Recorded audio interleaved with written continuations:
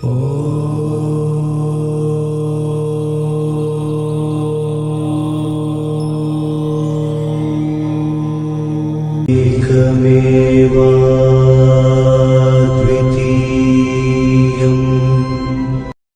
to Takshisala Gurukul channel. If you haven't subscribed to our channel yet, please subscribe immediately, press the bell button and write your comments and feedback.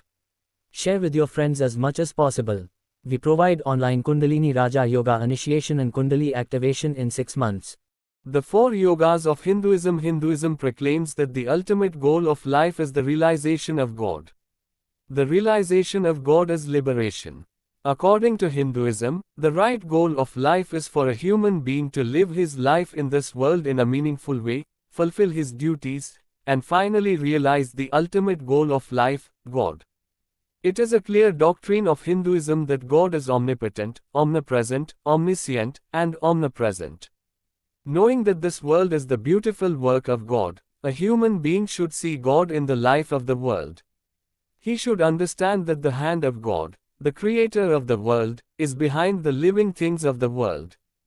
God is Satyam Shivam Sundaram.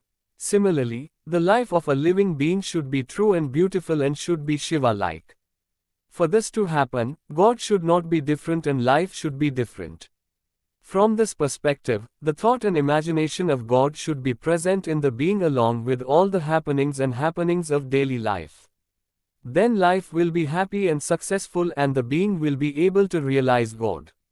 In this way, the path by which human life, both individually and collectively, becomes happy and secure and becomes a means for the realization of God for the being is called yoga. In other words, this can be said to be the union of the soul with the Supreme Soul. In other words, yoga is the direct experience of the idea of the Supreme Essence, the true knowledge, and the means to be followed to gain such an experience. Yoga means to join, to unite, which is derived from the element yabaj.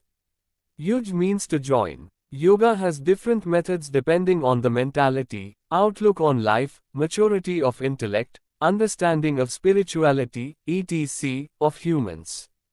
Generally, humans can be divided into 4 categories according to their nature and virtues. 2. Active, 2. Emotional, 3. Introspective, 4. Philosophical. According to these 4 categories, mainly 4 types of yoga paths have been formed and are famous. Since more or less all humans come under these 4 types of yoga practices, the 4 main yoga paths of Hinduism are famous and practical. The 4 main yoga paths that follow the above 4 classifications are: O. Karma Yoga, 2. Bhakti Yoga, 3. Raja Yoga, 4. Jnana Yoga. Everyone has a little bit of these 4 yogas. But only one of them is more and that quality is predominant in that particular person, and accordingly they follow their respective yoga path. The rest of the qualities are the background to the main quality of the person. This type of classification of yoga and human qualities follows the qualities, nature and outlook on life without any discrimination of caste, religion, race or country. Therefore, the fact that all these yoga paths are valid for all times, all races and all nations is the advantage of this classification and is the feature of the yogas of Hinduism. None of the 4 famous yogas is superior or inferior to each other. All are equally worthy and are 4 paths leading to the same goal. The specialty of these yoga paths is that the ascetic can follow these 4 types of yoga paths for the realization of God. One does not have to follow all of them. One can reach the goal of life by following only one of them, or one can reach the goal of sadhana by coordinating all the yogas. Generally, no matter which yoga path one follows, the ideas of the other 3 yoga paths are indirectly and in a secondary form definitely included in the sadhana ideas of the yoga path followed by the aspirant. This fact is both a result and a secret of the very subtle relationship within the 4 yogas. Yoga is said to mean unity, joining. Those who try to become one in God are yogis. As there are 4 yogas, the yogis who practice their sadhana path are called 1. Karma Yogi, 2. Bhakti Yogi, 3. Raja Yogi, 4. Jnan Yogi, respectively. Karma Yoga. The word, karma, is derived from the element, kru. Kru means to do, to deal, to trade, to wander. So in general, karma means work. In relation to Karma Yoga, karma means work, so technically the word karma also means effect.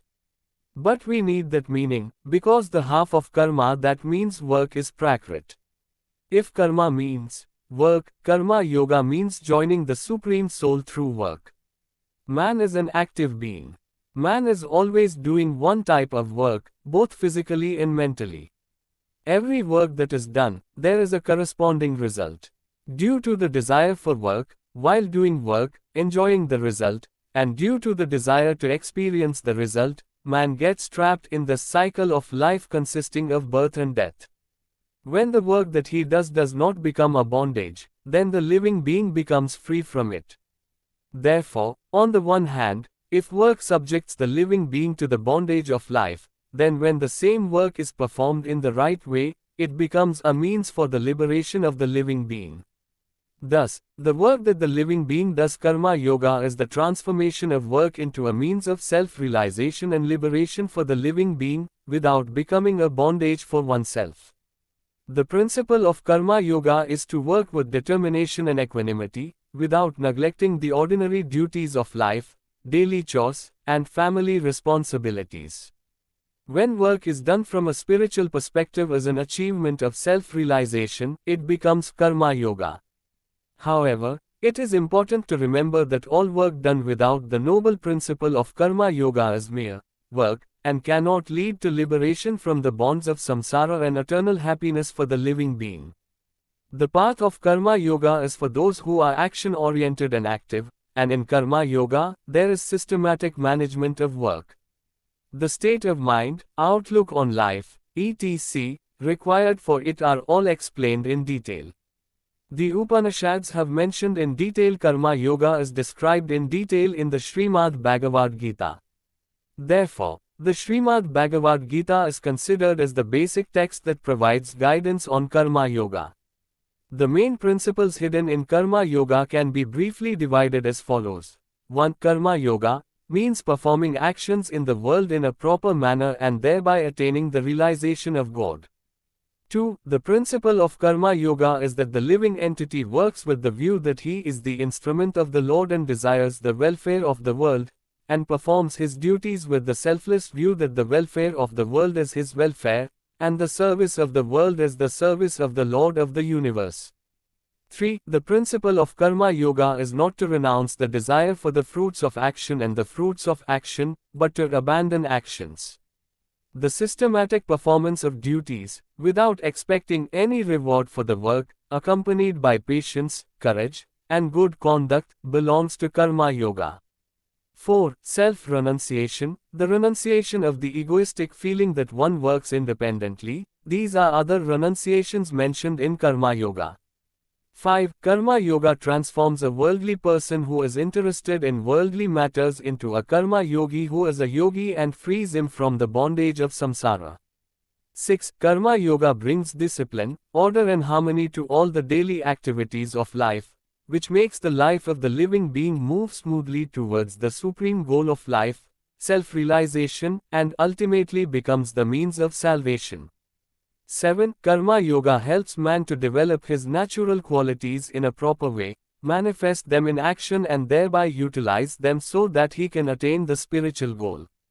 8. No work of life and the persons who perform them, the different stages of life are equal in merit.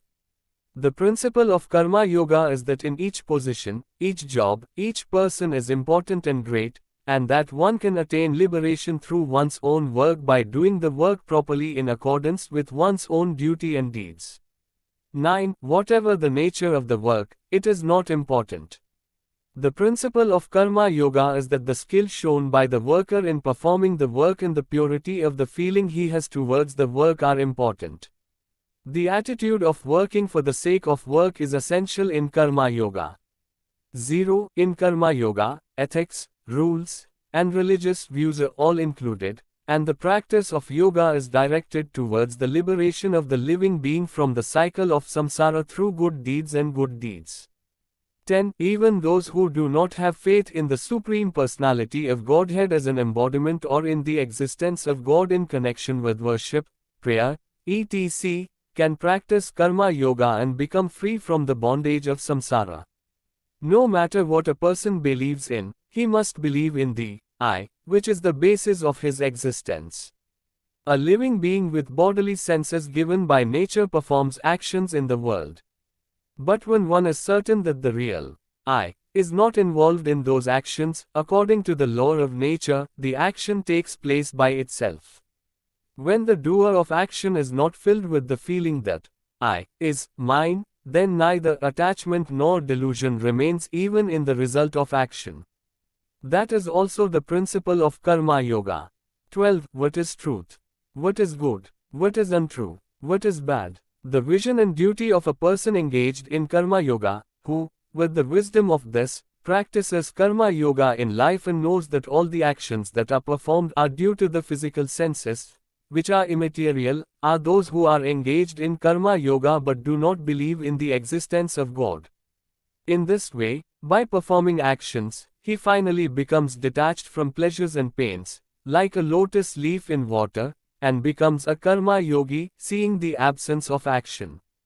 13. In this way, one who practices karma yoga and believes that the Lord of the world is God can join him.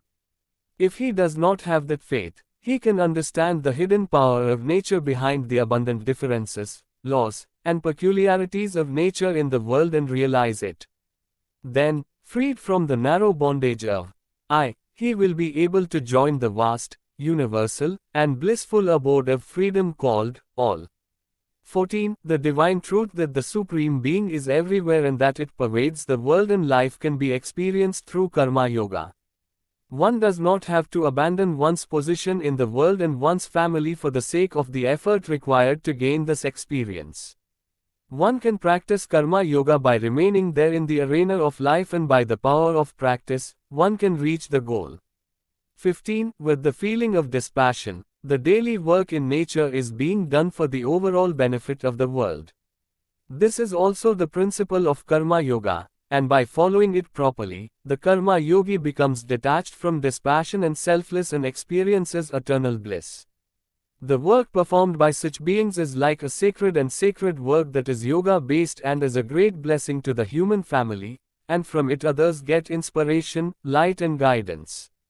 As the life of a karma yogi becomes pure, the karma yogi helps others to become pure and auspicious. Even though the karma yogi does work, he does it because it is a proper action, and the karma yogi enjoys indescribable peace and happiness. Then he shines in life, detached like a lotus leaf that is not in water. If the main things hidden in karma yoga are as detailed above, then a brief explanation of the qualities and mental outlook that a practitioner who wants to become a karma yogi should have acquired can be summarized as follows. A person who wants to become a karma yogi should not have thoughts or interests about the results of the actions he performs. He should not do his work without thinking about the results. 2. He should give what he has to others. But he should not expect anything in return from others. He should perform his work properly without expecting anything from others. One should not expect any fame, praise, gratitude, etc. for the work done, the material and ideas given. Perform the work without attachment and with a detached mind. 3. In terms of work, that is, give the details of the work as much importance as the goal of the work and do it with appropriate caution and understanding. Perform it properly and skillfully. 56. 4. Like smoke in fire, there is always an element of imperfection in every work. If there is a selfless mind and an unassuming attitude, this imperfection does not bother the karma yogi. The karma yogi should know this principle clearly. 5. All the physical, mental and spiritual powers in one should be used in a yoga-like manner, elevated and utilized in a useful way from the perspective of world welfare. The spiritual thoughts and practices hidden in karma yoga, which is practiced by a karma yogi who has made such mental preparations and spiritual practices, are mainly 5. 1. Knowledge of karma and skill in action. 2. Equanimity of vision, steadiness of image. 3. Dispassion for non-attachment. 4. Renunciation of the fruits of action. 5. Devotion to God. 0. Knowledge of work and skill in work. Without proper understanding of the work to be done, it is not possible to perform the work properly. Similarly, no matter what work is done, there should be appropriate executive ability and the power to perform the work skillfully. If the work is not performed skillfully, the work cannot be done properly. Thus, knowledge of the methods and details of work and skill in performing the work skillfully are both the most important first steps for a karma yogi. 2. Equanimity, steadiness of vision. Whatever work is done, it will give the appropriate result. If bad work is done, bad results will come, and if good work is done, good results will come. Similarly, some work may not bring the desired result, but may bring more happiness than expected.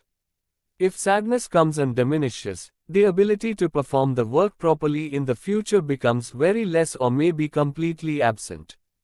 Or it may be too late to perform the work properly. If one becomes elated when happiness comes, it may lead to ego infatuation or the desire to experience more and more happiness, and one may not be able to perform the work properly. The daily tasks of life that a person performs affect his life as well as the society and country in which he lives. Therefore, it is very necessary and important for a person to perform the work properly. Thus, to perform the duties properly, a person must have purity of mind. A pure mind is not swayed by the experience of happiness and sorrow, it is not influenced by it. This kind of mental vision is equanimity. To continue performing the work without elation when happiness comes and without shrinking when sorrow comes is the secret and nature of image stability. 3. Selflessness, wanting to get such and such results from the work done, calculating before doing the work, being anxious about it, these are called desires. When a person does a work with such desires, if the work done does not give the expected results, he becomes extremely sad and disappointed. When the results are obtained as expected, he becomes greedy to get even more results. Desire greed. Due to sorrow and disappointment, the mental, physical and social conditions of a person deteriorate and life becomes very difficult. If a person works with the view of desire, with the idea of results, the person who does the work, whether he is aware of it or not, undergoes various kinds of hardships and losses, whether he is aware of it or not. As a result, he becomes subject to karmic bondage and the bonds of samsara again and again. He loses the health of the image and the skills of karma. He remains without progress on the path of progress of karma yoga. Therefore, the work done by a karma yogi should be done without any desire for results, with a detached feeling of work for its own sake. By doing work in this way, whatever the results of that work may be, there will be no problem in the person's mentality or outlook on life. The feeling of non-attachment helps the karma yogi to move forward smoothly on the path of his life, becoming detached and unattached. Not only that, it is also a source of energy. 4. When it comes to the fruit of work, thinking that such and such a result will come from the work done, desiring it in advance. It has already been explained that this creates attachment to work. If this is the cause of desire for karma, then when the result of karma is obtained, one becomes interested in it and develops ego attachments that say, I am, it is mine. This is the result of attachment to the fruit of karma. There is interest in the fruit of karma, when it is obtained, the experience of that fruit, and the longing to experience it further. When the pleasure of the fruit ends or when there are troubles and anxieties in the pleasure, mental disorders like anger, hatred etc., arise and cause suffering and loss to the living being. Then the next task cannot be done properly and one does not progress on the path of yoga and is subjected to difficulties. Whether the result is good or bad, one does not get influenced by it, whether the result is the result or the effect, and does not want it, this is called fruit renunciation. If one sacrifices oneself or one's own in the matter of fame, honor, wealth etc., obtained through karma, the question arises as to whom one should sacrifice. After the aspirant reaches the next stage he has to climb is Ishwararpana. 5. Ishwararpana is the last stage of the sadhana of Karma Yoga. The first part of the dedication to God is to think that all the work that one does is done by the Almighty God through oneself, without the ego that one does it, and that doing the work is one's right. The second part of the dedication to God is to perform the work skillfully, without considering the auspicious results of the work, and to dedicate the results to the Supreme Being with the feeling that the results are dedicated to God. It is natural that the God who makes the work happen has the right to the results. What is offered to God becomes sacred and becomes His prasad. With the prasad of God, all the bonds of sorrow of the karma yogi are removed. Thus, all the work done with the feeling of seeing God becomes like worship of God. Also, when one thinks that the Almighty God is standing behind one and making the work happen, one's courage, confidence, and skills increase and the work becomes of a superior level. Thus, through the work done with the feeling of surrender to God, the life of the living being becomes pure and holy and becomes a means of liberation. In this way, the Karma Yogi who has achieved the sadhana of Karma Yoga by following the 5 steps becomes one with God through his work. If we analyze some important principles contained in the background of Karma Yoga, it will help us to understand the idea of Karma Yoga in more detail. 1. Omnipresence of God. The Karma Yogi does all the work he does as work for the sake of work, with the feeling that he is only a cause in the hands of God. The God that the Karma Yogi thinks of is not only in the temple but is not limited there. He is not in the machinery of the factory, not in the heart of the worker, not in the shop and customers in the market, not in the plowman of the farmer, but everywhere in the office and schools. Every work done in accordance with one's profession and circumstances is considered to be the worship of God. God is omnipotent and omniscient, and the entire world is surrounded by Him. Worshipping Him through the profession one has acquired in accordance with one's nature and self-religion is Karma Yoga, and the Karma Yogi knows that it is possible to reach Him by worshipping Him in the manner of self-management of one's own karma. By following this principle and performing karma, the Karma Yogi's heart expands and his wisdom increases, and the Karma Yogi is able to see the presence of God everywhere. 2. Love for the living beings of the world is love for God. The living beings of the world, oneself and one's work, all these are made up of God. The feeling arises in the Karma Yogi that God is the authority over everything. When this is implemented in life through the vision of one's karma and Karma Yoga, the living being sees God everywhere. Then the karmas one performs do not become bondages, but everything becomes a point of service to God. Since the living being sees God everywhere, loving the living beings is like loving God. In this way, work becomes worship, life becomes worship, and living beings become idols to be worshipped. Then life itself becomes yoga and the living being attains eternal bliss. 3. The welfare of the soul and the welfare of the world. By doing Karma Yogi's work with a sense of detachment and offering the fruits of karma to the Lord, his personal life becomes pure and holy. When a person becomes good, others get inspiration, guidance and service from him. Thus, the Karma Yogi not only achieves the welfare of his soul by becoming good but also desires the welfare of the world and becomes a cause of world welfare. 4. No stage of life is less for a Karma Yogi. For a Karma Yogi, work is worship and service is the worship of God. Therefore, all his achievements and duties in life are equally important and valuable. There is no place for differences and hatred in Karma Yoga. A Karma Yogi is not influenced by desires and disappointments. The performance of duties is the main part of Karma Yoga, and by performing duties with equanimity and skill, the Karma Yogi offers the fruits to God. The Karma Yogi conducts his life considering all the opportunities he gets in life as unique opportunities to worship God. Therefore, life is not a story of hardships and losses, a curse of God, but a good opportunity for the sacred worship and realization of the Supreme Being, and the living being conducts his life with full faith and love. He transforms the position and responsibilities he gets in life in a good and yoga-like manner, thereby facilitating his self-realization. Thus, for the Karma Yogi, No matter what stage of life the work is, everything is important and useful, without being considered low high low.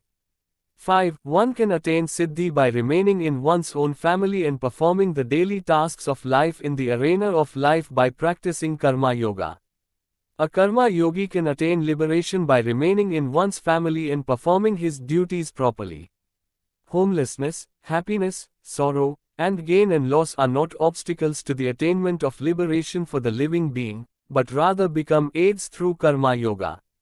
A living being who knows that his home is the world and that his family is his family, through Karma Yoga, reaches the level of noble, vast, and elevated feeling that the world is his home and the living beings in the world are his family, and thereby becomes free from the bondage of worldly life.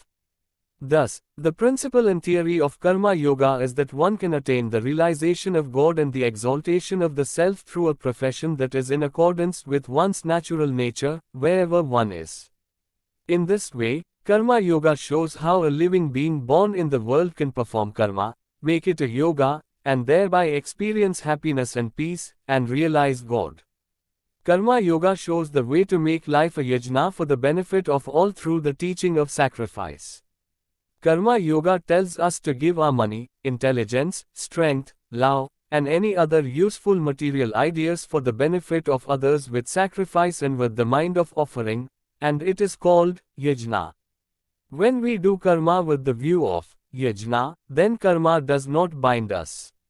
Thus, Karma Yoga is a path of proper procedures for a person to reach God through his daily karma, and its goal is liberation from bondage and eternal happiness.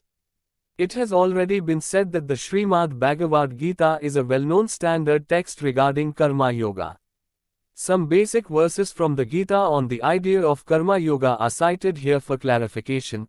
Karmavadhikarastma phaleshu kadachana, ma karmaphala hetur bhumarati sangostrakarmane. Chapter 2, verse 46.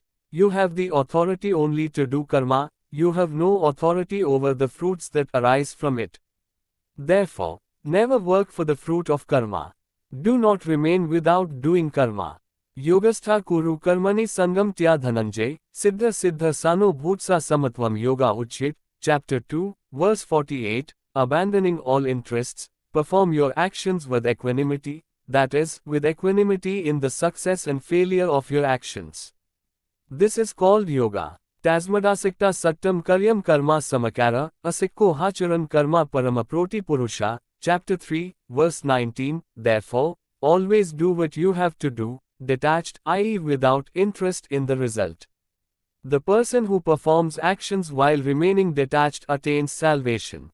Prakrite kriyamanani gunya karmani sarvasha, ahamkara vimudhatma kartahamiti manyet. Chapter 3, verse 27. All actions are performed by the modes of nature.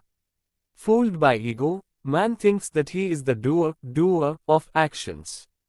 Mai sarvani karmani sanyasanidhyatma chetasa, nirashirnimramo bhutva yuddhasva vigatajvara. Chapter 3, verse 30. Dedicate all your actions to me, the Lord, through the spiritual image, and abandon all interests in greatness, and fight without attachment, without passion. Brahmanyadhaya karmani sangam vyakta karotiya. Lipyate nasa pepana padmapatrami vambhasa. Chapter 5, verse 10. He who dedicates his actions to me, the Lord, and abandons all interest in the fruit and performs them, does not become entangled in sins, just as a lotus leaf in water is not entangled in water. Yatnaroshi yadasi yajnu hoshi dadasi yat. Yat tapasyasi konte tat kurushya madarpanam. Chapter 9, verse 27. Whatever you do, whatever you eat, whatever you offer in the Homa, whatever you give as charity, whatever penance you perform, all of them offer to me, the Lord. Shubha shubha farenu mokshis karmabandhanne. Sanyasayoga yuktatma nimukko manushyasi. Chapter 9, verse 28.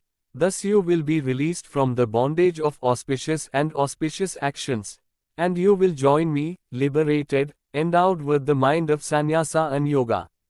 Nahi dahabrata shakyam tyakum karmanya sheshataha, yastu karmafalatyagi sa tyagitya bhidyate. It is not possible for a person in the body, man, to completely renounce karmas. He who renounces the fruits of karma is called a tyagi. Anashta mistha mishran ca trividham karman phalam bhavatyatyaginam.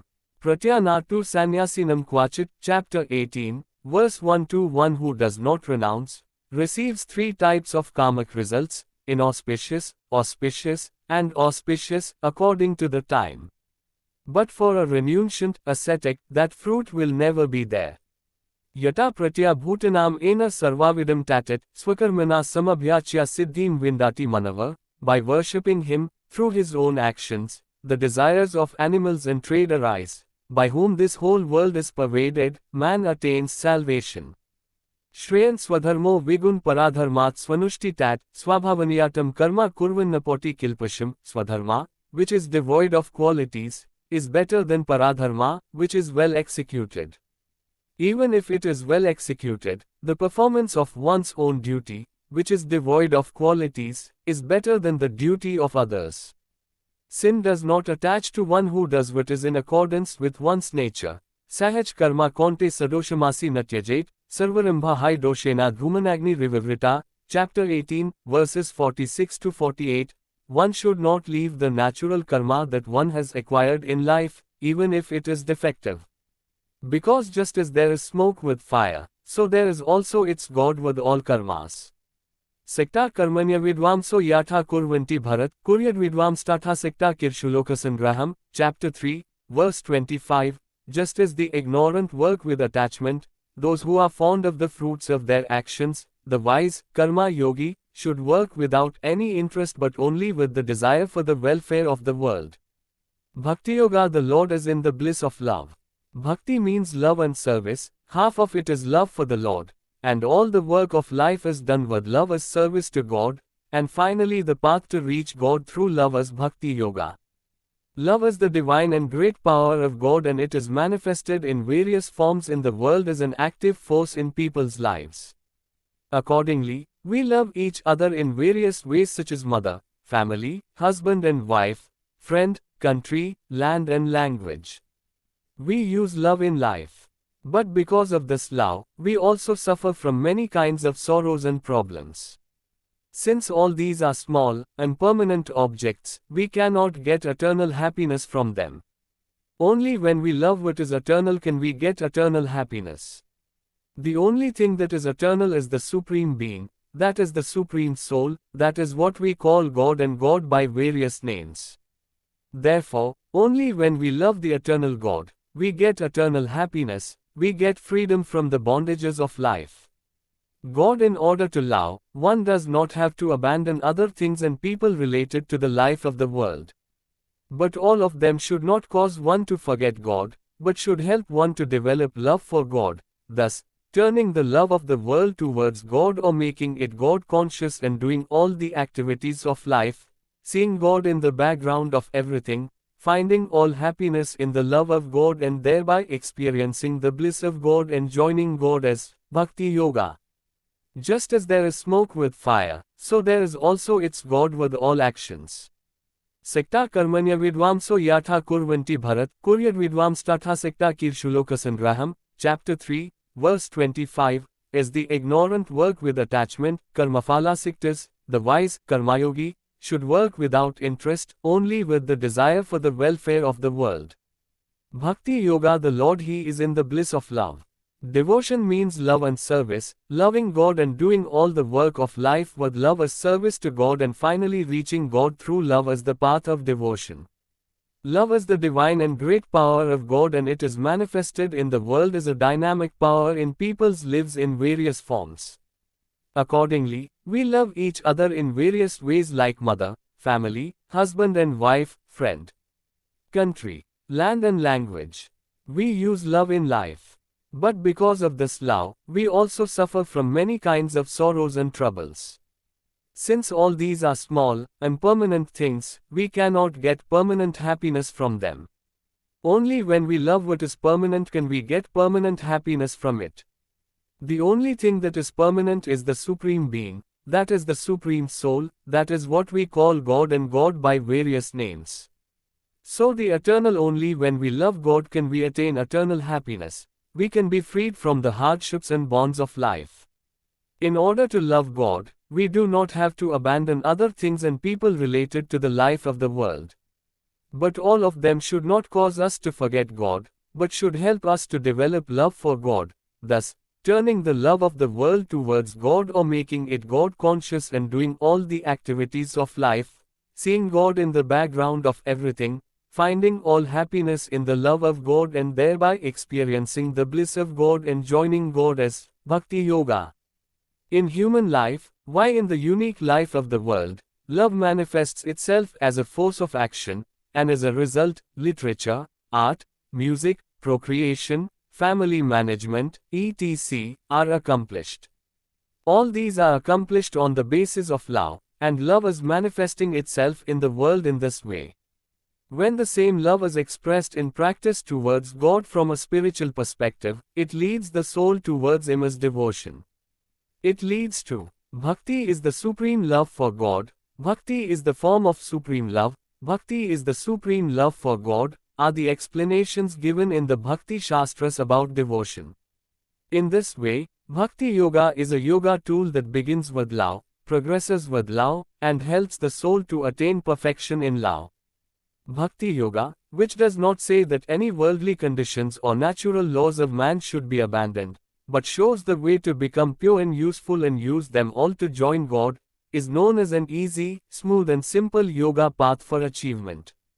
The main texts for the principles and sutras of Bhakti Yoga are the Narada Bhakti Sutras, Shandilya Bhakti Sutras and the Srimad Bhagavad Gita. Apart from this, many other great teachers like Sri Shankara, Sri Ramanuja, Sri Madhvacharya etc. He has given special teachings on the subject of Bhakti Yoga. These are also the basis for the explanation of Bhakti Yoga. Similarly, some Puranas, especially the Srimad Bhagavata Purana, are the basis for Bhakti Yoga. The first qualification that a practitioner should have for doing any yoga practice is purification of the mind. To achieve this, each path of yoga has prescribed a specific set of procedures. Not only that, but in each path of yoga there are also certain steps for the practitioner to follow in practice. All of them are described in the scriptures of Bhakti Yoga. The qualities and qualifications that a practitioner of Bhakti Yoga should first cultivate in himself are composed of 7 elements. 1. Wisdom. 2. Liberation. 3. Practice. 4. Action. 5. Welfare. 6. Contentment. 7. Non-attachment. Wisdom. Wisdom is the discernment of what is good, what is bad, what is wholesome and pure, what is wholesome and impure. Not only that, it is also about following them in life. Man receives things from the world through the 5 senses of the body. This includes all food and thoughts. All these food and thoughts shape the mind, behavior and lives of a person. The practitioner of devotional yoga should first of all follow the utmost caution and discretion in the selection and acceptance of these food thoughts. That is what is called wisdom. The food that a person accepts is generally subject to 3 types of defects. 1. Ashray dosha, 2. Nimitta dosha, 3. Swarupa dosha, the person from whom the food is taken is the ashray. The person who gives the food should be pure and worthy, which means that the food should have been obtained in a pure manner. The nimitta is the reason in whose hands the food comes. If food is accepted from the hands of impure and unfit people, it becomes impure. The nature of food means its qualities. Food that excites the mind or is tamasic reduces the mind to a low state. Food that is of such a low nature is subject to Swarupa dosha. The food consumed in this way, for the food basket through catering is not sufficient if it is pure. All the thoughts, recitations, and hearings that the mind receives through the senses should be good, noble, enthusiastic, and useful to the aspirant. Vimukha. Vimukha means abstinence from sensual pleasures, and the main point of Vimukha is to control the desire for worldly pleasures. If the desire for impermanent worldly pleasures is not controlled, then the happiness of the worldly family becomes superior to the happiness of God's realization. An aspirant who knows that worldly pleasure is superior will not have love for God, will not want God. Therefore, One should develop a mindset of longing for the happiness of God without wanting this happiness, considering that the happiness of this world is a partial form of the happiness of God's realization. For this, worldly pleasures should not be considered as a means, nor should they be considered as the ultimate happiness. Where there is a desire for worldly pleasures, there is no love for God. Where there is no love for God, God does not manifest. Practice unwavering devotion to God, intense devotion to Him, and for that, making continuous efforts in all situations of life, bringing devotion, faith, and devotion into action is called practice. God is the Lord of the world, the destroyer of the created state. He can be attained. The question is whether he will attain indescribable bliss when he attains Him. This kind of faith is a part of devotion. With unwavering faith, love for God naturally arises in God, and that becomes devotion. As a person endowed with devotion, the seeker should carry out the tasks of daily life daily, increasing and strengthening faith and devotion through practice. The Lord, the boon of one's life, and the efforts one has made to attain Him, these should always be firmly remembered by the aspirant. All these are considered practice.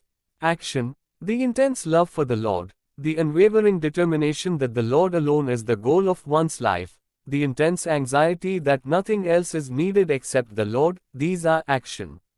Selflessness is the main part of action. The idea of, I am mine, is selfishness, and where there is selfishness, love is limited. Where there is not enough love, there is no manifestation of the loving Lord. The selfless view that God is present in the background of all things and that He is everything is action. Action is to live one's life with kindness and love, doing good for others, with the view that God is everywhere.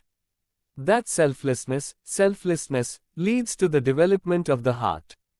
When the heart is developed, God manifests there.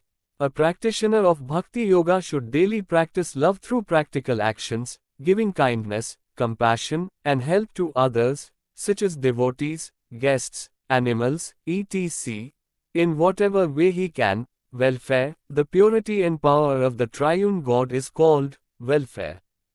Trikarana Shuddhi means 1. Purity and purity of the body. 2. Mental purity. Thoughts and feelings should be pure and truthful. 3. Verbal purity. Words spoken should be pure and wholesome. Truth, honesty, kindness, non-violence, and charity are included in the concept of welfare. A devotee of Bhakti Yoga should cultivate these 5 qualities in himself. In addition, he should be in good health. If there is no strong body, the sadhaka cannot progress. The devotee should always remember that a weak person cannot achieve anything in life and cultivate a strong body. Anavasada. The meaning of Anavasada is being accompanied by laughter. A devotee should not be sad or crying. God is the embodiment of love, and if there is love, there is no place for sorrow, fear, or hatred.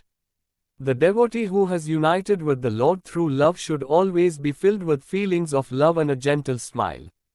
Being always happy is a sign of purity of mind, and in a pure image, the reflection of the charming divine auspicious form of the Lord is seen. Therefore, a devotee should always be a happy image. Anudharsha. The absence of an excessive state of happiness is called anudharpa. A devotee should not have excessive happiness such as excessive joy, excessive happiness, excessive laughter, and should not be associated with them. If there is room for excessive happiness, it causes restlessness of the mind and the mind weakens, and the devotee loses his mental determination and stability. Only if the mind is pure and full of strength can a devotee love the Lord properly and perform his sadhana properly. Therefore, being anudharsha is a necessary quality for a devotee. When a devotee cultivates these 7 elements in himself as a foundation, he is eligible for the sadhana of Bhakti Yoga. A practitioner of devotional yoga is called a devotee. Generally, there are 4 categories of devotees, and this classification has been made according to the qualities, nature, and outlook on life of devotees in the world. Not all of these 4 categories are devotees, but they are walking on the path of devotional yoga, knowingly or unknowingly. Some of these four categories are in a very immature state, while others are already mature. The four types of devotees are 1. Atha Bhaktura, 2. Ardhardi Bhaktura, 3. Jijnasu Bhaktura, 4. Janane Bhaktura. 1. Atha Bhaktura, those who are affected by the pains of life such as suffering, hardship, loss, etc., seek refuge in God for relief from their suffering. These types of devotees are called Atha Bhaktura. 2. Atharthi, those who worship the Lord with devotion, seeking the help of God to attain specific material pleasures, are Atharthi Bhaktas. The material pleasures they desire are all worldly. 3. Jijnas, those who ask, what is the goal of life? Jijnas are those who wish to gain knowledge about the supreme goal of life, the Lord. 4. Janani, those who are liberated by the realization of the Lord are the Janani. They see the Lord in all living things, experience the divine bliss of the Lord's vision, love the Lord for love without any desires, live with love, and become the embodiment of love. They have the true knowledge of the relationship between life, the world, and the Lord. The goal of a practitioner of Bhakti Yoga should be to become an inquirer from the stage of Atharthi and finally become a Janani. There are two stages in Bhakti Yoga, namely Gona, Apara, and Para. Apara Bhakti is the first stage, while Parabhakti is the last stage. The practitioner becomes wise as a result of Parabhakti, and becomes enlightened as an Artha and Atharthi, and becomes a seeker. Gona Bhakti is called Vadibhakti and Parabhakti is called Ragatmaka Bhakti. After knowing that God is different from himself, he then rises to the stage of feeling that God is complete and that he is an aspect of God. Through devotion, the practitioner finally reaches the stage of experiencing that God is complete, that he is also complete, that God is omnipresent and hidden within himself. The first two stages end in Gona Bhakti, and the last stage in Parabhakti. Gona Bhakti, a devotee loves and worships the Lord as the Almighty and the embodiment of all qualities. God's idols, incarnations, stories and myths of God, and the recitation of the Lord's name, these are the means for the development, nourishment and protection of the devotee's devotion. The devotion that is made up of all these is called secondary devotion. The practitioner achieves and completes secondary devotion in three stages. Those stages are 1. External devotion, 2. Unique devotion, 3. Ekanta devotion, external devotion. External devotion is when the devotee worships God first externally, through visible means and equipment. At this stage, the devotee feels that God is outside of him and separate from him. Also, the devotee feels that God resides only in a specific place like a temple, idol, pilgrimage site, etc. Worshipping God through idols in temples, going on pilgrimages, and worshipping holy scriptures are the elements of external devotion. Unique devotion. Unique means that there is no other. Ananya Bhakti means abandoning all other refuges except the Supreme Lord. The devotee decides that God alone is his destiny and refuge, loves God, understands that he has a definite form, and chooses a form that he likes. That form becomes the devotee's desired image, desired deity. The devotee feels that the desired deity resides in his heart and everywhere. The devotee knows that all the forms of God are hidden in his desired deity, and sees everything in his desire and his desire in all forms. The devotee performs the worship of the desired deity through various forms of devotion. The narrow-mindedness that only his desired deity is true in the worship and inclinations of the desired deity, and the wrong feeling that all other forms of deity are inferior and corrupt, also tries to get the devotee into trouble at this stage. With proper understanding, unwavering devotion, faith, and dedication to one's favorite deity, a devotee is able to practice Ananya Bhakti. Ekanta Bhakti. Ekanta Bhakti is when the nature of not wanting anything else but God develops and is implemented in life. A devotee who has reached this stage talks and thinks only about God, does not like the attractions of the world and the desires and pleasures of the world, desires only God, thinks only of Him, and lives as if God alone is his beloved friend. In secondary devotion, there are these three stages: and three types of Gunabheda arise according to the state of the devotee. They are called Gunabheda and Artabheda. The differences related to Gunabheda are divided into Tamasa Bhakti, Rajasa Bhakti, and Sattvika Bhakti. Tamasa Bhakti is full of ignorance. The worship and charity of a devotee with the tamasic mode are performed with a view to causing harm to others. This devotion includes feelings of revenge such as not wanting the welfare of others, avenging hatred against others, etc. A devotee of a king performs penance and worship with the desire for money, happiness, fame, etc. External pomp is more in this devotion. The penance and worship performed by offering all the fruits of one's actions to the Lord, washing away all one's sins, and praying to the Lord only for pure devotional knowledge is Sattvic devotion, in which there is no fame, desire, external pomp, or display. Bhagavatam 3.29.10 Artabheda is the difference in the motive of the devotees who pray to God. They are of three types, Artabheda, Ardhardhi, and Jijnasu, which have already been explained. Of these three types, Rajasic devotion is superior to Tivarisic devotion, Rajasic devotion is superior to Sattvic devotion. Similarly, a half-hearted devotee is superior to Arthan, and a knowledgeable devotee is superior to Arthan. In order to follow these three stages of Gaunisikti with the right implementation power and advance on the path of devotion and reach the next stage, Parabhakti, the devotee should mainly follow 9 types of tools. These are called the 9 types of devotion. 1. Sravana, 2. Kirtana, 3. Smarana, 4. Padasevana, 5. Archana, 6. Vandana, 7. Disya, 8. Sakhya, 9. Atmanivedanam, Sravanam Kirtanam Visto Smaranam Padasevanam Achanam Vandana Dasyam Sakhya Matmanivedanam Sravanam. No matter what knowledge there is, it cannot be known or understood without a guru. Even a devotee cannot progress in his sadhana unless he receives appropriate blessings and guidance from the guru. Therefore, a devotee should choose a guru who is an expert and accomplished in the principles of devotion and yoga and receive the teachings of the desired Devata mantra and all the details of yoga practice from the guru. The scriptures of Bhakti Yoga declare that the Guru is the real God who comes in the form of a body for the salvation of the devotee. Accordingly, the devotee should have unwavering faith and devotion in the Guru. Then the Guru mantra and Guru Disha will be useful for the disciple of the Bhakti Yogi to progress in his sadhana and achieve Siddhi.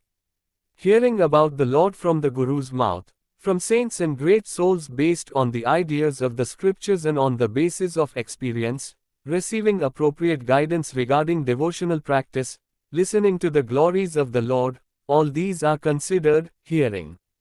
Hearing means hearing with the ear, and in the matter of devotional yoga, it means hearing and understanding the words spoken by elders. Kirtan, thinking about the divine ideas that one has heard, reciting, speaking, and singing the glories of the Lord through name, praise, song, mantra, etc. This is Kirtan devotion. Recitation and study of devotional texts about God and saints are also included in Kirtan. A devotee can do Kirtan with many devotees or alone. Thus, there are 3 types of Kirtan: solitary Kirtan, Kirtan, and continuous collective Kirtan.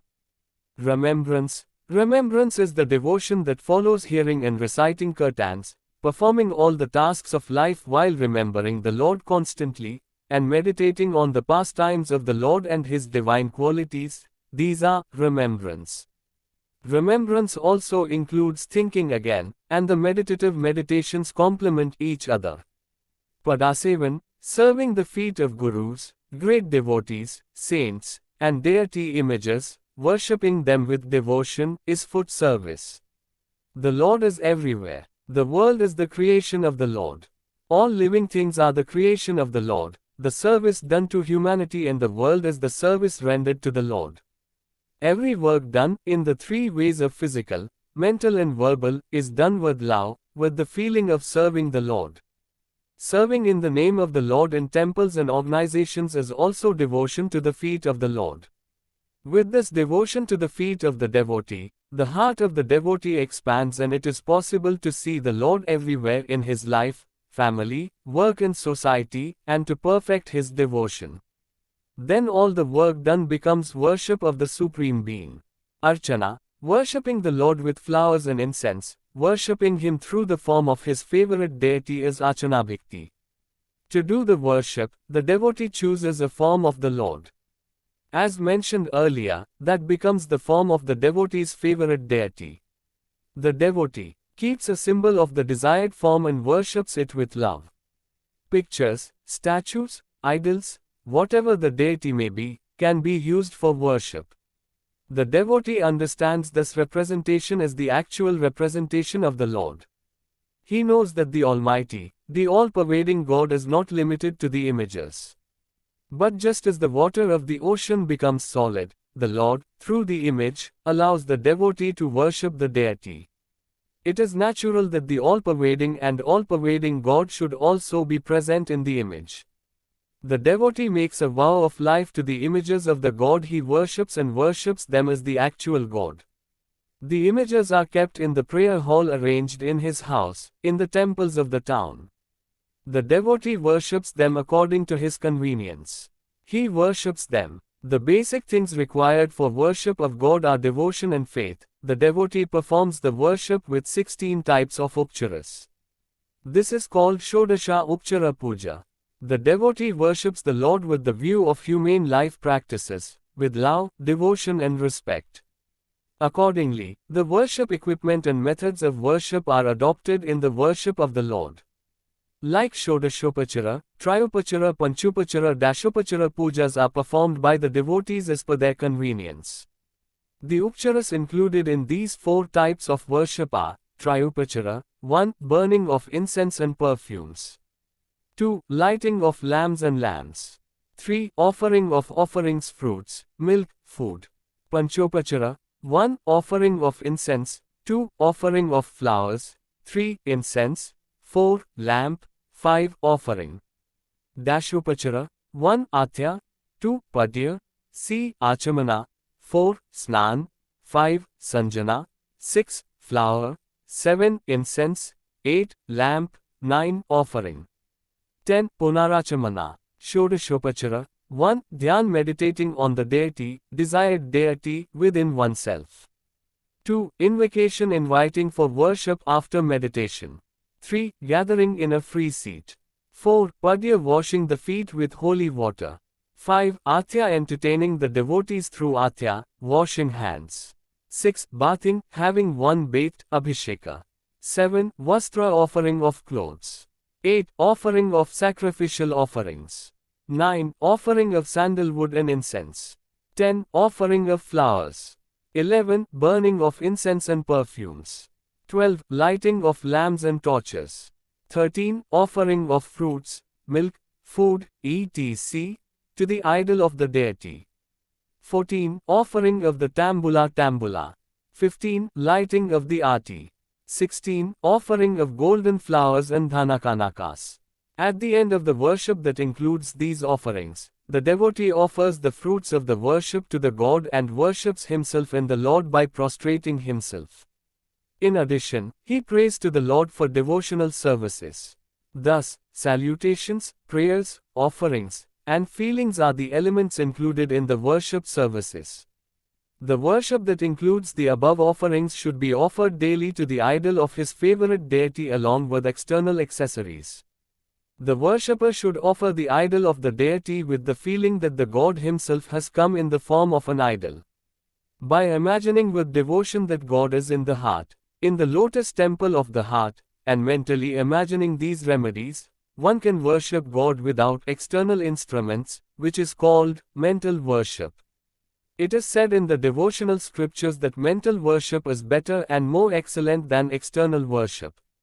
Thus, there are 2 types of worship, external and mental. Vandana, offering obeisance to God is called obeisance, that is, one should offer obeisance to the divine temple of God, the devotees of God, the saints, the gurus, the images of God, all of them should be offered obeisance with devotion. While offering obeisance, one should offer obeisance to everyone as a symbol of God with humility, respect, and love. As obeisance increases, The devotee becomes a recipient of God's grace and blessings. Disya, devotion, a devotee can render service to devotees, saints, God's institution, temple, sangha, people, society, country in many ways through work and sacrifice. While rendering service in this way, one should do service thinking that all the work one does belongs to God and is being performed as His pleasure. This purifies the heart, expands the feeling of love and increases devotion. It becomes mature. Overall, the service that a devotee undertakes in the name of God becomes Disya Bhakti. Sakhiya, devotion, living without hating anyone, loving everyone, knowing that everyone is a form of God, and interacting with everyone in a friendly, cooperative manner is Sakhiya Bhakti. With this sadhana, the devotee will be able to see God everywhere. Also, love, kindness, compassion will grow and help in increasing devotion. Self-confession, as the devotee practices the previous 8 types of devotion, he develops the vision and firm belief that everything is under the control of the Lord, that everything happens according to the will of the Lord. Then he says that nothing is his and offers his everything to the Lord. Instead of saying, I am mine, the devotee says, you are yours. This is self-confession. Self-confession is when the devotee offers his soul to the Lord and feels that he has nothing of his own. When the devotee reaches the stage of self-confession, he has a divine experience of love, and through that love he sees the Lord and interacts with Him in various ways. Thus, the state of devotion that is composed of various feelings is called Varabhakti. Parabhakti is the last stage of devotional yoga, the stage of self-surrender, and when the new type of devotion is fully implemented, the devotee becomes fully mature and worthy of the achievement of Parabhakti and the acceptance of its fruits. Varabhakti, Vairagya and Anuraga are the first stages of Parabhakti. Vairagya is the feeling that only God is needed, that the happiness related to Him is the real happiness, not these worldly pleasures of life, and that there is no interest in worldly pleasures at all. Anuraga is the unique desire in the happiness of the world's love. Just as Anuraga is necessary for Vairagya, so is Anuraga necessary for love. These are complementary to each other and are not separate. It is said in the Bhakti Shastra that Parabhakti is the form of supreme love. Another explanation given in the Bhakti Shastras is that Parabhakti is to perform all the tasks of the Lord completely surrendering to Him and to be extremely anxious even if he forgets God for a moment. The goal of Parabhakti is nothing other than the attainment of love that is free from desire, attachment, and fear.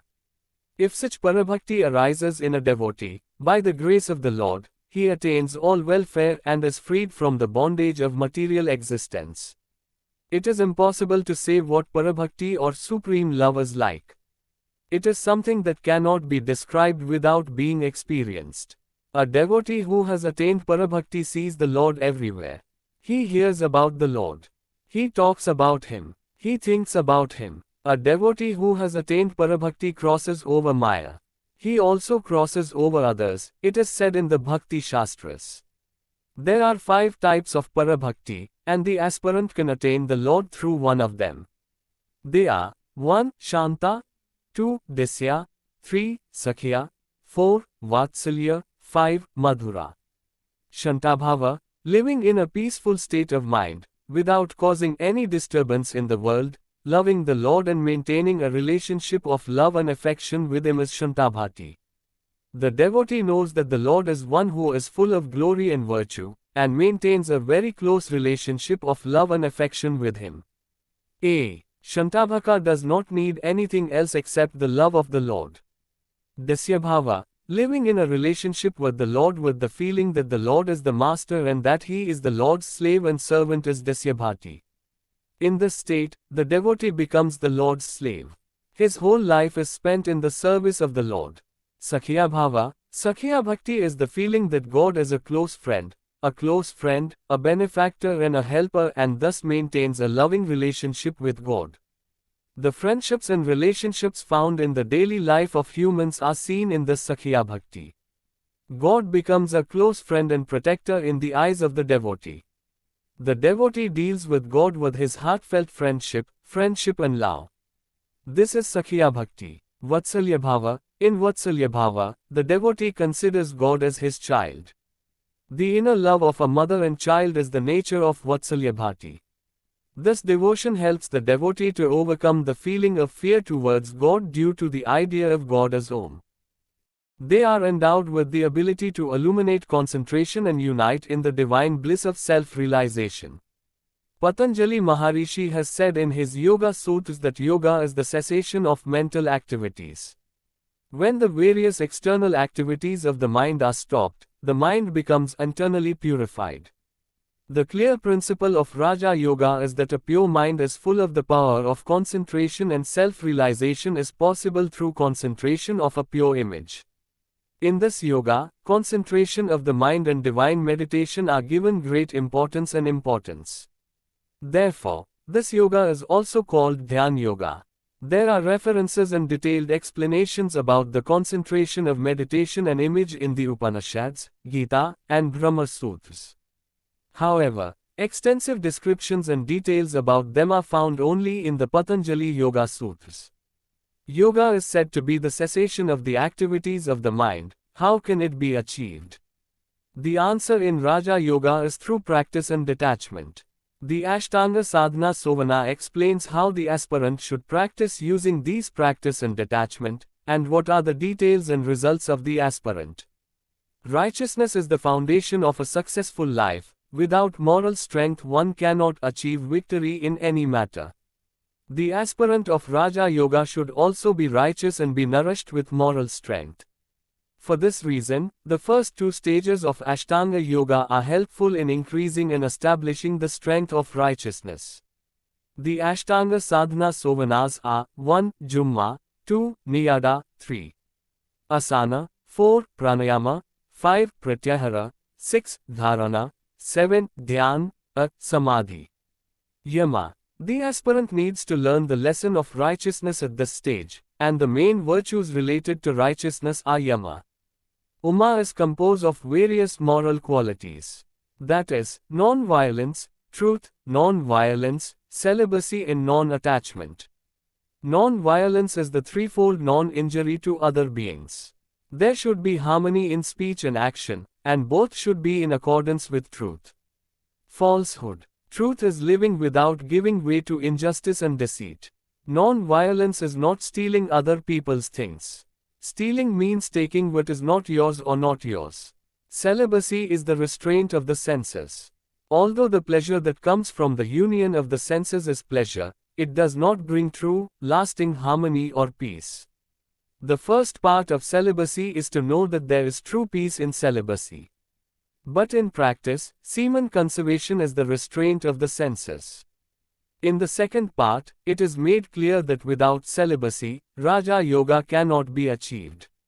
Celibacy increases sperm, and sperm power produces a power called Ojas, which transforms into a sacred power and gives the aspirant physical, mental and spiritual powers. Not accepting any things from others as gifts and offerings is called aparigraha. If one extends one's hand to others and accepts gifts and offerings, one becomes indebted to them. By falling under their influence, the aspirant's freedom of life is threatened. Then fearlessness is lost. The mind is subject to restlessness, doubt and complications.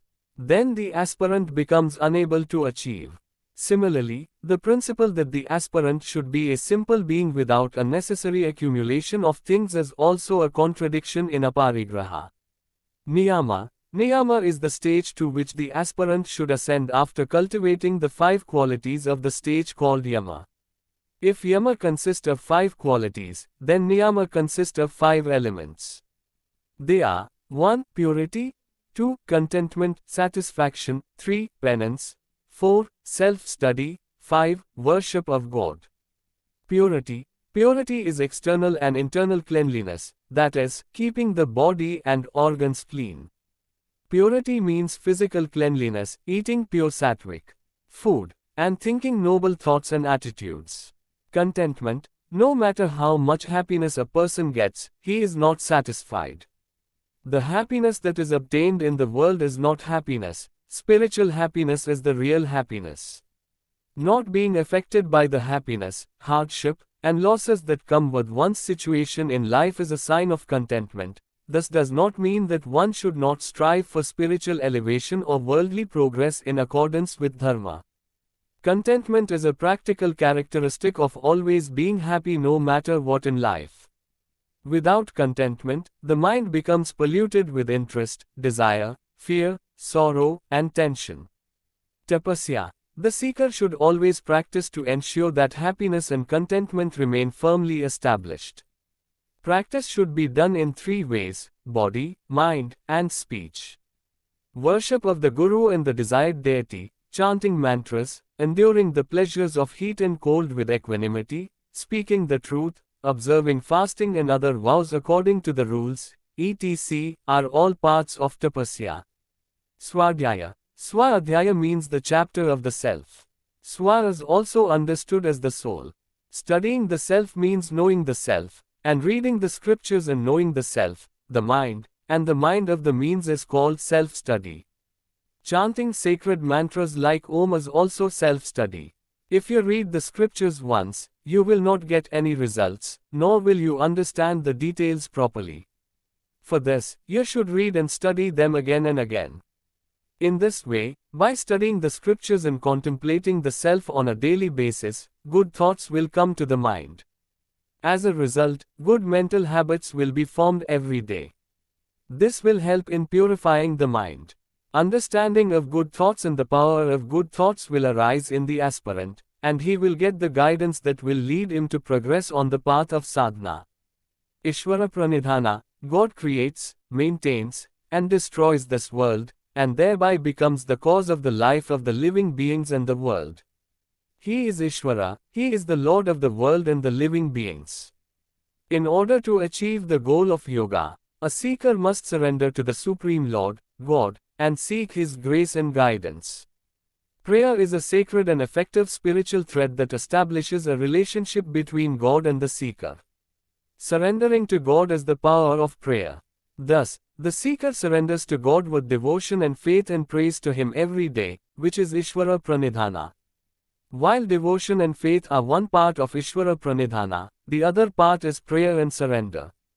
Offering all one does to God is also Ishvara Pranidhana. Asana literally means a sitting posture or posture. The literal meaning of the word asana is to sit in one place for a long time steadily and comfortably.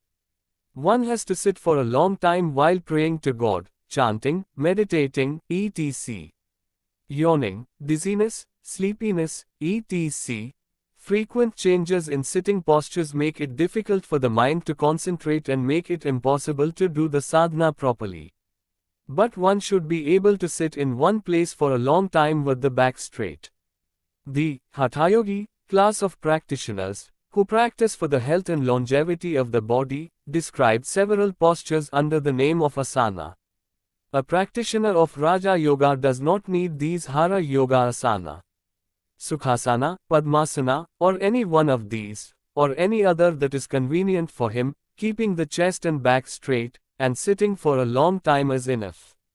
Since Raja Yoga practice requires sitting for a long time, asana siddhi, that is, the ability to sit in one seat for a long time, is necessary for the practitioner. Pranayama. Prana is the vital energy of life and everything in the world. We breathe air. The vital energy of air that causes breathing is prana. This means that there is a close relationship between the act of breathing and the mental processes. When the movement of prana is controlled, it purifies the blood in the body, resulting in improved physical health, mental purity and stability. There is a specific method for performing pranayama. Inhaling the breath for a specific period of time, puraka, holding the breath for a specific period of time, kumbhak, then releasing it in a regular manner for a specific period of time, Rechaka, drawing the breath in through one nostril and releasing it through the other. All these are the methods and tools of pranayama. As pranayama is performed according to its rules, the yogi becomes pure-minded and undergoes transformation, without any restlessness in the mind. Pratyahara. The mind is drawn towards visible and material objects through the five senses. External attractions keep destabilizing the stability of the mind. Thus, so that the mind does not flow to external attractions. External attractions come into the mind and join it, but by restraining the senses and bringing the mind under control, pratyahara, when the senses are restrained from going outward, they do not go towards attractive things, but follow the mind and become subject to the vanas. Dharana. Dharana is the stopping of the mind on the desired object or object.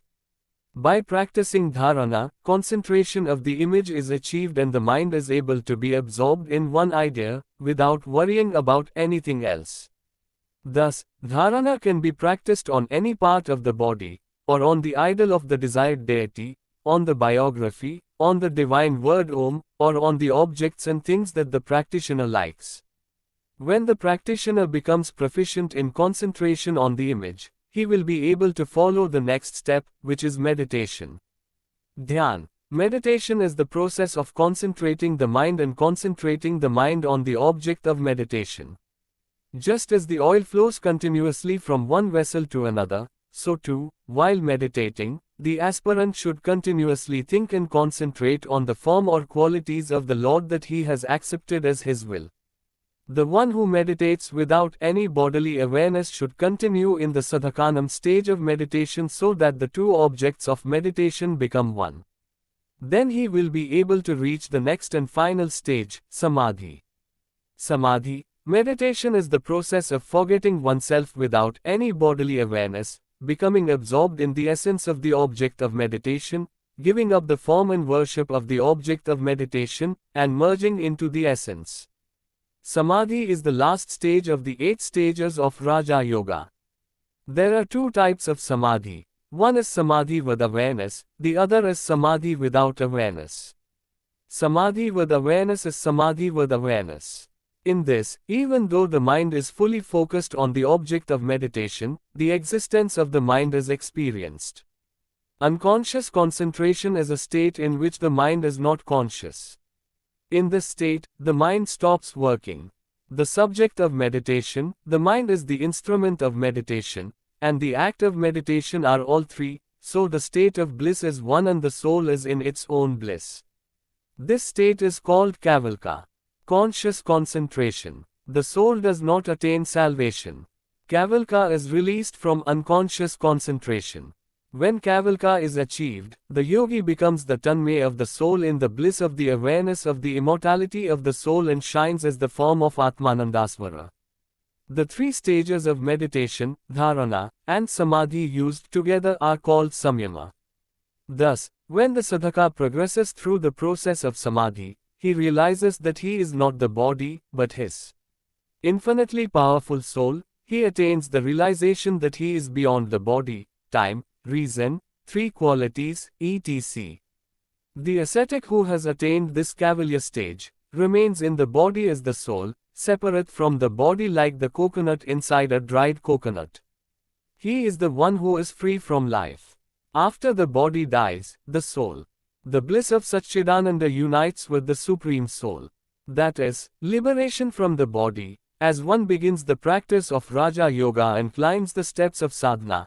When one uses dharana, dhyan, samadhi together in the sanyama vidna, many kinds of miracles and immense powers become available to the ascetic of Raja Yoga. Acquiring the memory of the previous birth, obtaining the desired object without effort, the possibility of seeing objects at a great distance with psychic power, hearing words and sounds from the outer world, knowing what is in the minds of others, becoming invisible, etc. Many kinds of siddhis become available, and the power to perform miracles is obtained. If this power is used to perform miracles, the practitioner again falls into danger due to the external attraction of the mind, the influence of the world, and various kinds of worldly spiritual and mental troubles.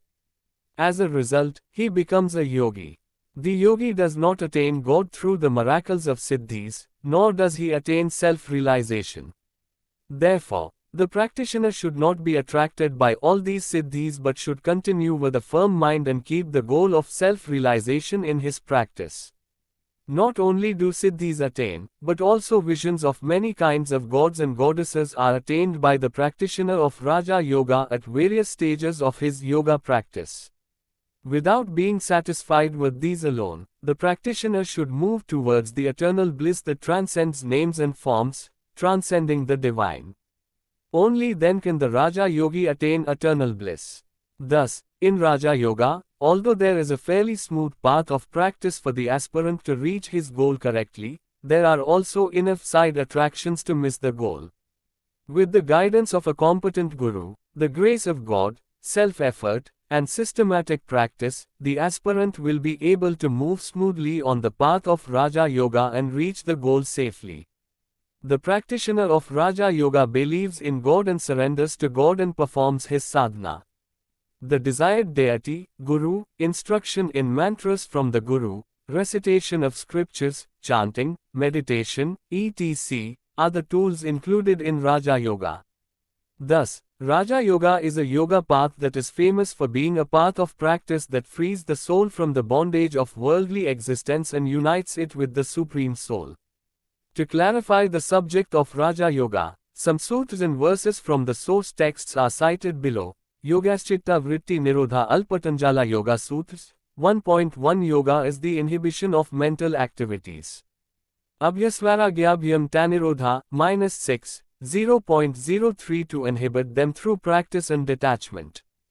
Keshakarmavipakasara Paramrishta Purusha Vishesha Ishvara, 0.94.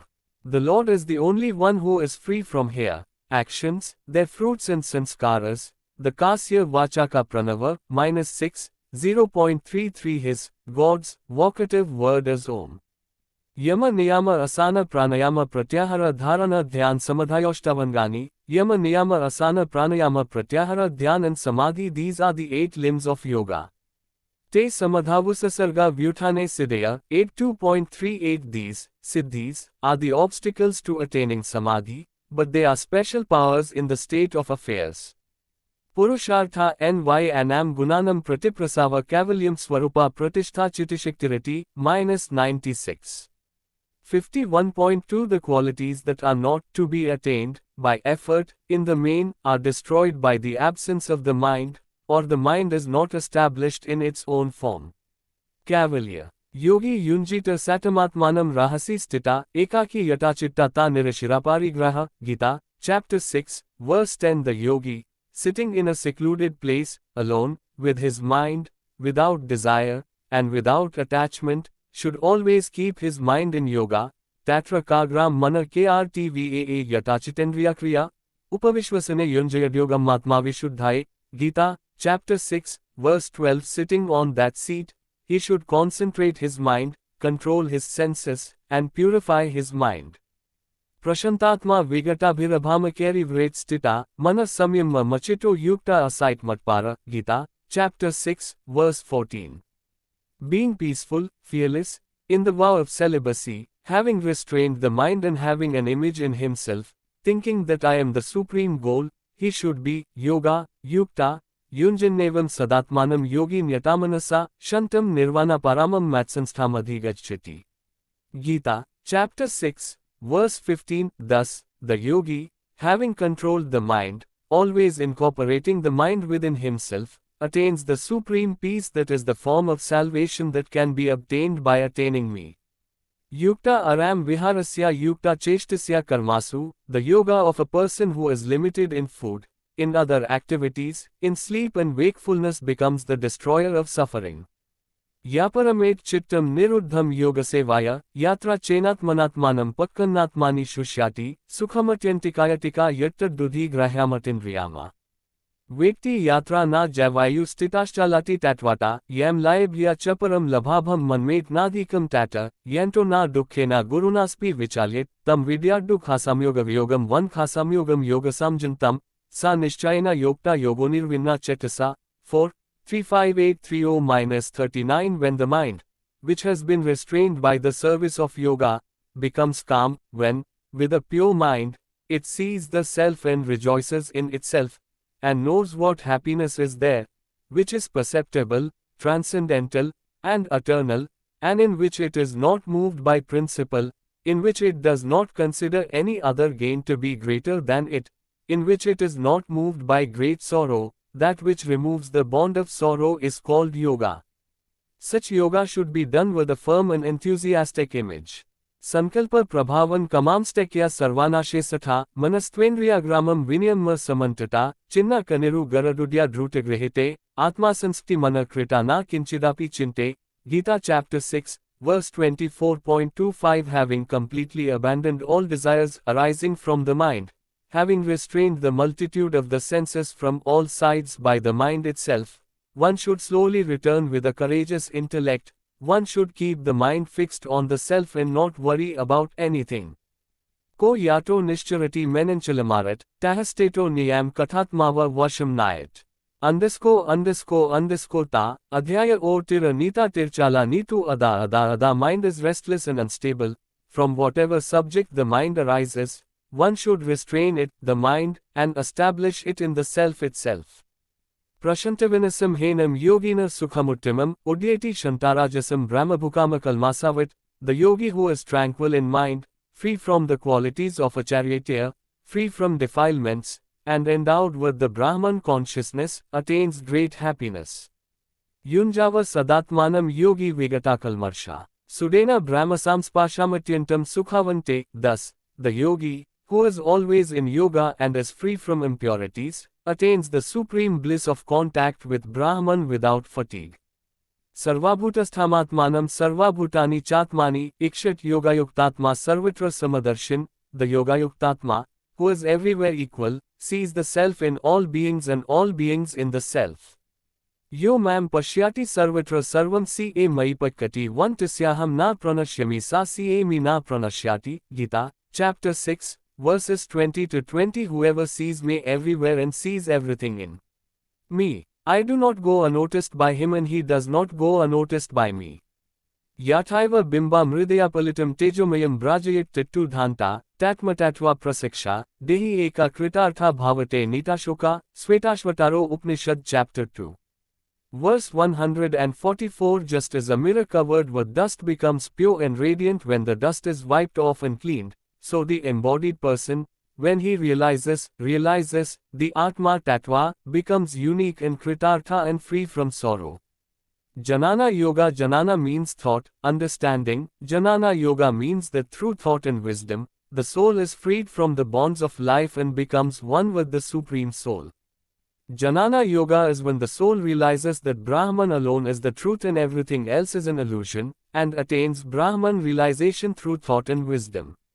Why do the comings and goings of life, the creation, the states of existence, the happiness and sorrows, all happen?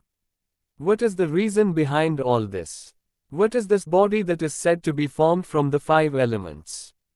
Who is this I, behind the affairs that are carried out in life with the feeling of I? Should this body, which is good now and will be ruined tomorrow, be called I? Or not? Who is God? Is he omnipresent? Is he omnipotent? Is he formless and incorporeal?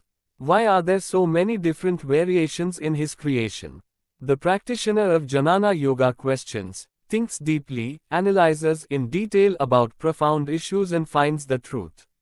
He discovers the correct answer in the light of wisdom and gets it through his own experience. This is what is called Jnana Yoga. Although knowledge means understanding, book knowledge is not true knowledge here. Jnana Yoga Shastra says that there are 2 types of knowledge, para and apara. Aparajnana is the knowledge of worldly knowledge, mathematics, political science, scriptures, painting, sculpture, etc. Parajnana is the knowledge related to Brahma, the world, and life, and is eternal. The goal of Jnana Yoga is transcendence, and the practitioner's direct realization of the self is the attainment of this yoga. The practitioner of Jnana Yoga should completely abandon all emotions, fear, aversion, etc., and be endowed with a firm mind, a sharp intellect, deep faith, and unwavering self-confidence. He should examine every situation and fact of life on the cornerstone of his thoughts, choose and accept only what is permanent, and separate and abandon what is impermanent, and move forward on the path of sadhana.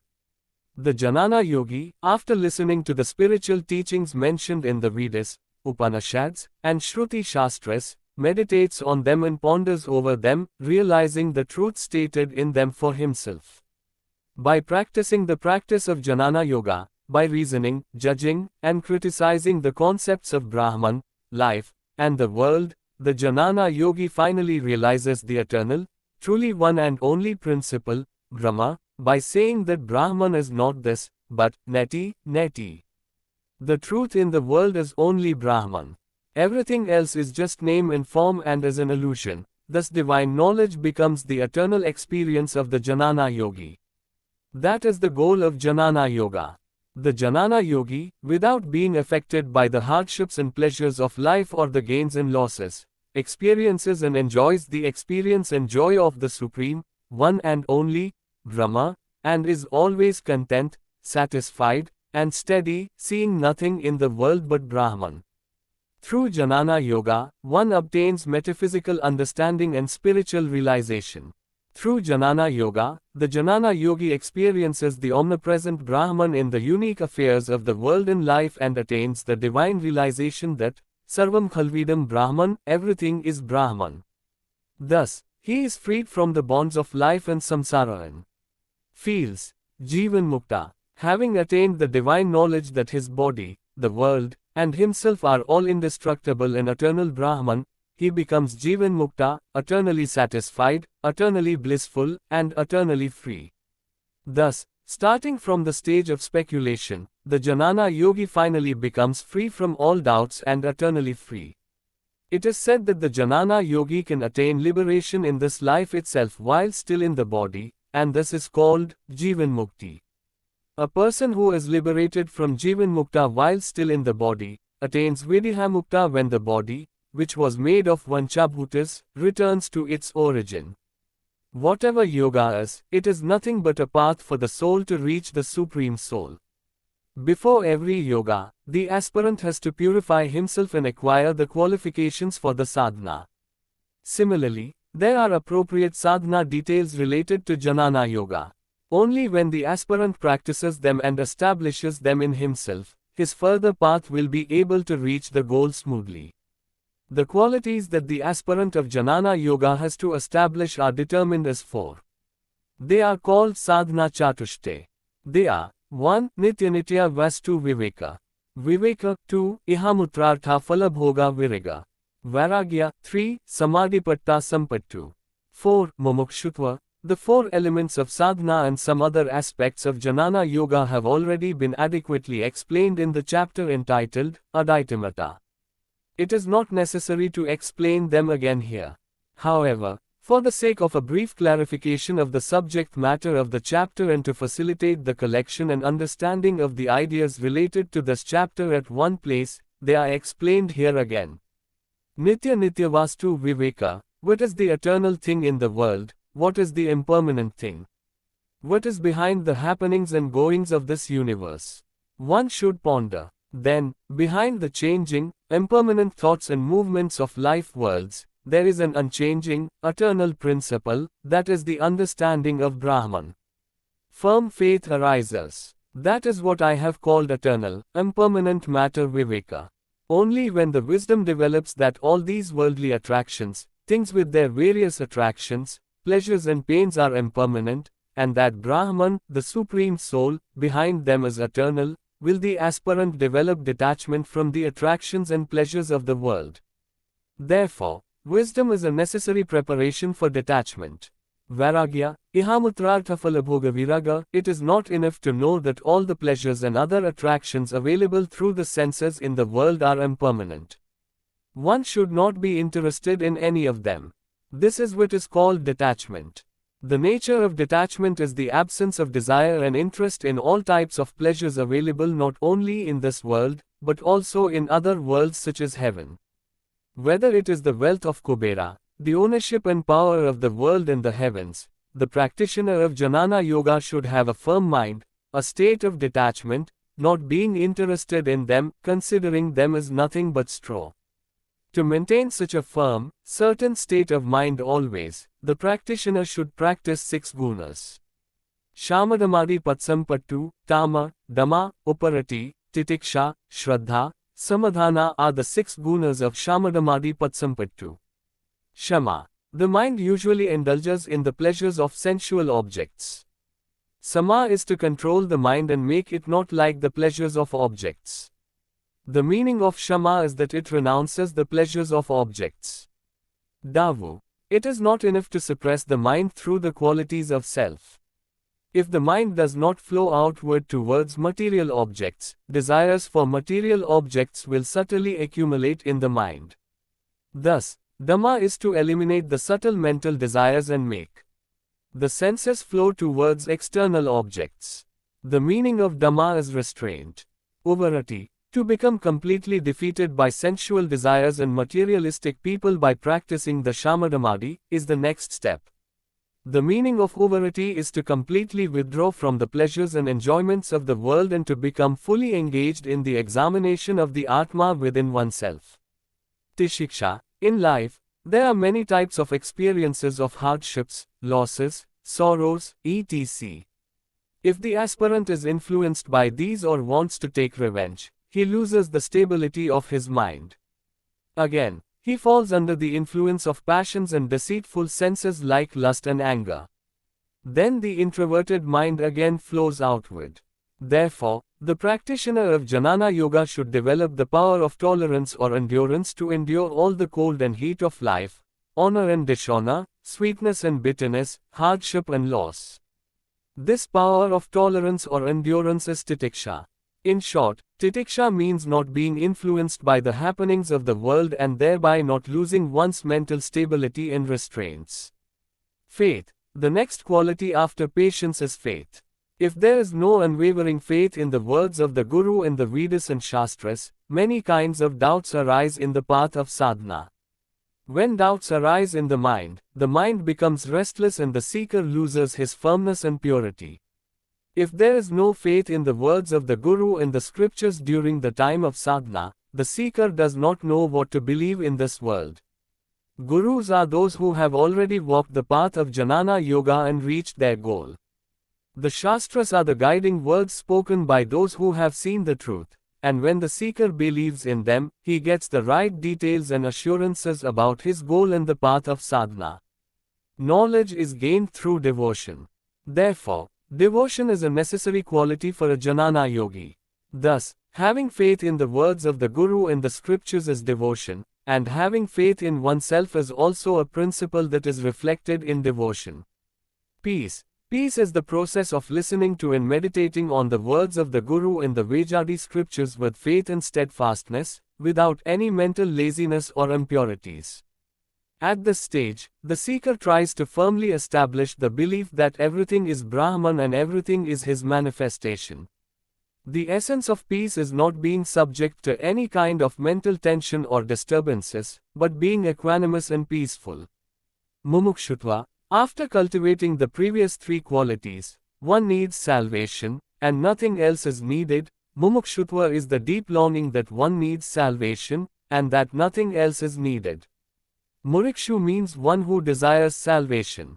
After considering all the pleasures in the world is impermanent, the eternal happiness that the seeker needs is salvation.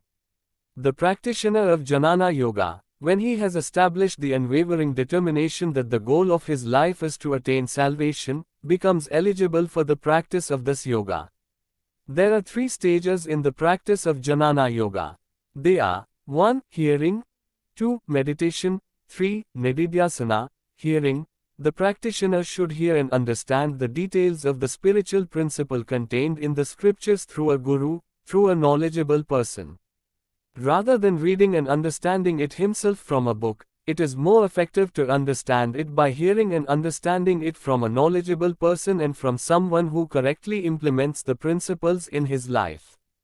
If he reads profound principles himself, there is a possibility of getting the meaning too much, incompletely, or incorrectly. That is why hearing is very important for the practitioner. One should meet a qualified guru and receive from him the teachings of the scriptures and philosophy. There are many teachings that a seeker receives from a guru. The most important of them are four, which are famous in the form of sentences and are called the great teachings of Upadesha. They are 2. Tatvamasi, you are that, Brahma. 2. Aham Brahmasmi, I am Brahma. 3. Ayamatma Brahma, the soul is Brahma. 4. Prajnam Brahma, consciousness is Brahma. In these four great teachings, the essence of all the teachings regarding knowledge that a seeker of Jnana Yoga needs is contained. The Guru teaches these four great sayings to the disciple: time, earth, and death are the cause of creation and the conditions of existence. Brahman is the cause of creation and states, that is the eternal truth. It is eternal. You are that Brahman, contemplate this in your mind. Thus, the Guru's principle of devotion, receiving instruction on the subject of Parabrahman, and receiving explanations of scriptures are called Shravan. Meditation, reflecting on the scriptures heard from the Guru, asking oneself, how? Why? Is the question. If the aspirant does not examine and understand the philosophical ideas and teachings heard from the Guru, he will remain without understanding them. Reflecting on himself and understanding things is meditation. Meditation is as important as listening. Just as the seed of hearing is sown, so is the mind, which grows a plant from the seed and nourishes it. Nididhyasana. Nididhyasana is the fruit of the nurtured plant. Through meditation, the seeker progresses and as a result attains deep meditation. This is Nididhyasana. The seeker meditates, searches and discovers the treasure of the self-principle, the self-knowledge hidden within him. The thoughts of the self-principle that he has heard come alive to the seeker at this stage and he experiences them personally. Everything is Brahman. The thought that it is one, true and eternal, comes to the experience itself at the end of this stage and everything comes alive through the experience of Brahman. Sarvam Khalvidam Brahma, Aham Brahmamasmi. The truth is seen. As the truth is seen, as the true vision, as the experience of the bliss of the mind, the seeker is freed from the bonds of life. Thus, the seeker of knowledge and wisdom sets out on the intense path of thought and through his faith, mental devotion, and the Guru's form, attains Brahman realization as a knower and experiences eternal bliss. Then the seeker, the medium, the object of thought, and the pure image all become one and the knower is absorbed in indescribable bliss. This state is not indescribable but is experienced. During the time that the knower of knowledge and wisdom remains in the world with a body, he lives his life as a lifeless one. But his life is like a lotus leaf in water but not attached to water, in the world but not attached to water. He is free from the joys and sorrows of the world, from the bondages and errors of the world. All the work he does is, from Brahman, to Brahman, in Brahman. Since he is free from the common experiences of beings in the world such as fear, hatred, sorrow, pain, etc., the Jnana Yogi gives the message of protection, love, and joy to others. He becomes an ideal. Since he does not want anything from the world, since he sees and experiences Brahman everywhere in the world in living things, all the work done by the Jnana Yogi is an offering of Brahman from Brahman for Brahman and through Brahman. From the perspective of beings who have not yet attained Brahman realization, they appear to be beneficial to them and to the world. Even though a Jnana Yogi is a Deva, he becomes Jivan Mukta, and thus lives in the world surrounded by the divinity and immortality. In the same kind of undifferentiated, true and perfect experience of Brahmananda, he leaves the body and then Brahman merges into Brahman. Bindu becomes one with Sindhu. Thus, Jnana Yoga is a path of yoga through which the soul joins the Supreme Soul through thought. Self-effort, unwavering faith, and the blessings of the Guru are necessary for the aspirant to advance on this path of yoga. Only when the aspirant attains Siddhi at the end of the sadhana does the aspirant lose the feeling of difference and experience the divine bliss of the self that everything is Brahman. Since the Jnana Yogi has the divine experience that behind all kinds of names and forms in this world, there is only one imperishable Brahman, which is the basis of all times. There are no differences of caste, creed, time, or country. The ultimate goal of life is the attainment of eternal happiness. The bliss that is attained through true knowledge, by starting with the knowledge that eternal bliss can be attained only from the real object, is called Brahmananda. The living entity is wise while in the world. But that knowledge is not eternal knowledge. The living entity is still at the beginning of understanding, having an idea about knowledge. The wise person attains the end of understanding and attains the goal of eternal bliss. Thus, since it helps to attain the end of understanding, the knowledge of Jnana Yoga is commonly called Vedanta. Veda equals knowledge, Anta equals end. The Brahma Sutra, the Upanishads, the Srimad Bhagavad Gita and the teachings of many Jnana yogis provide solid details about Jnana Yoga. For clarification of the subject and details of the thought, some basic verses and sentences about Jnana Yoga are cited here. Vivekino Virektasya Samadhi Gunasalina, Mumukshireva Hai Brahmajijna Sayogyata Mata, Viveka Chudamani, verse P. Only the wise, the detached, and the endowed with qualities such as Tamar Dhamma, the Mumukshu, is qualified to contemplate Brahma. Shraddhavan Labhat Jananam Tatpara Samyatendriya, Jananlebhya Param Shanti Makenadhigachati, Gita, chapter 4, verse 39. The one who is devout, with the intellect of possessions, the one who is interested in the principles, service to the Guru, devotion to knowledge, etc., and the one who is Jitendri, that Mumukshu, attains knowledge. Api Chedasi Pepya Sarvebhya Papakthama, Sarvam Jananastha Venaiva Vyajinam Santrishyasi, Gita, chapter 4, verse 36. Even if you have committed more sins than all the sinners, which are like an ocean, you will cross all those sins, which are like an ocean, on the boat of knowledge. Tasmadagnana Sambhutam Rityam Jananasina Vidmanu, Vittinam Samshayam Yogamatitotistha Bharat, Gita, chapter 4, verse 42. Therefore, cut off this doubt about the self, born of ignorance, hidden in your mind, with the sword of knowledge, and rise up, taking refuge in the abode of yoga. Yandhamsi Samidho Agnir Bhasma Sat Kurut Arjuna, Jananagni, Sarvakarmani Bhasma Sat Kurut Tatha, Gita, chapter 4, verse 37. O Arjuna, just as a well-burning fire burns up wood to ashes, so does the fire of knowledge burn up all actions. Nahi Jananena Sadrisham Pavitramiha Vidyat, Tat Swayam Yogasansiddha Kalenatmani Vindati, thus there is nothing in the world as sacred as knowledge. One who attains perfection through yoga will in due course acquire that knowledge within himself. Yogayukko Vishuddhatma Vijitatma Jitendriya, Sarvabhutatma Bhutatma Kurvannapi na Lipyate, Gita, chapter 5, verse 7. One who is endowed with yoga, who is pure in spirit, victorious in spirit, and the soul of all beings, does not become attached even if he performs karma. Jananena ko tagnanam yesam nasitamatman, tesamadisavajnanam prakasaiti tatparam, Gita, chapter 5, verse 16. But the knowledge of the self, whose ignorance is destroyed by self-knowledge, illuminates the supreme Brahman like the sun. Eaiva karjita sargo yesam samstitam mana, nirdosham hai samam brahma tasmad brahmani te stita, Gita, chapter 5. Verse 19. Those whose minds are fixed in samsara, they conquer samsara here, because Brahman is faultless and fixed, therefore they are fixed in Brahman itself.